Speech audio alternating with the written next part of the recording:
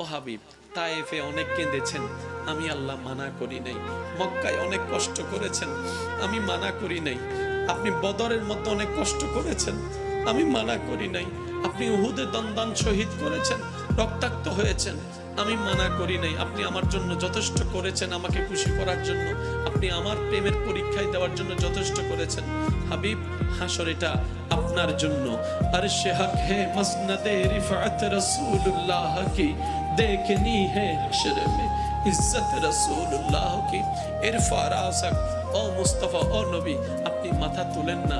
কি চান বলেন না, আপনি যা চাইবেন আমি আল্লাহ তাই দিব।